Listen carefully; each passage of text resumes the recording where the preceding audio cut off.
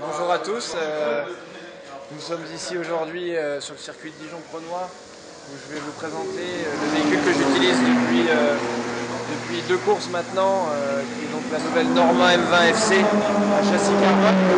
Donc, comme on peut voir ici, on a la coque qui est identique à celle des prototypes LMP2 et en l'occurrence la voiture avec laquelle j'ai fait les 24 heures du Mans l'année dernière. Donc c'est tout simple, hein, c'est un sport proto.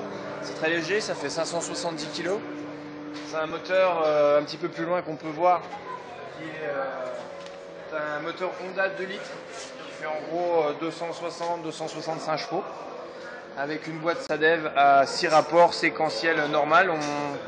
On devrait bénéficier des palettes au volant dans le courant de l'année.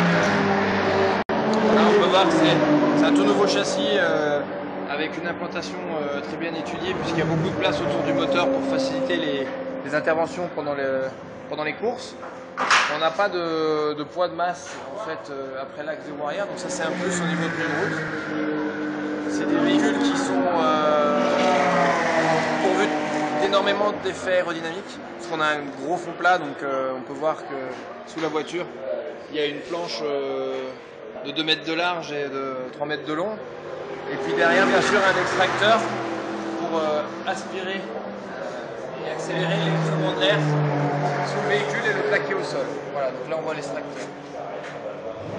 Vous avez au-dessus également un aileron biplan assez impressionnant, puisque lui aussi fait en gros 2 mètres de large. Et c'est là qui permet de régler en fait la charge aérodynamique sur le train arrière en rapport aussi avec la vitesse maxi et la traînée qu'on souhaite avoir. Les pneumatiques sont des pneumatiques à gomme dure Avon. Avec un train de pneumatique, on peut faire à peu près un relais de entre 2 heures et 3 heures suivant les circuits.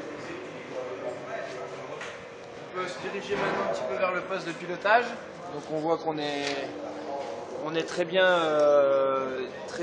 sécurisé avec donc beaucoup d'espace, la coque en carbone, les doubles arceaux. Là on peut avoir notre volant donc avec les palettes qui sont déjà prévues pour la suite.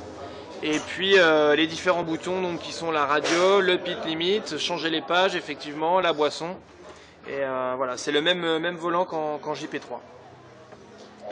Ici vous avez le levier de vitesse, donc on tire pour monter les rapports et on pousse pour rétrograder, pour les descendre. Vous avez la radio sur le côté puisqu'on est relié au stand en permanence. Et puis un petit boîtier là-bas qui est 2D qui est en fait l'acquisition de données avec un capteur GPS. Voilà un petit peu pour parler chiffres. C'est une voiture qui va faire le 0 à 100 en un peu moins de 3 secondes. Et une vitesse de pointe d'environ 270 km/h à Estoril en fin d'année. Donc c'est pas fait pour aller très vite. Maintenant, effectivement, avec 260 chevaux, c'est vraiment, je dirais, l'optimum qu'on puisse tirer de ce genre de voiture. Et pour la petite histoire, aujourd'hui, c'est ce qui roule le plus vite en France, quoi, hein, sur les circuits français. C'est le véhicule le plus rapide.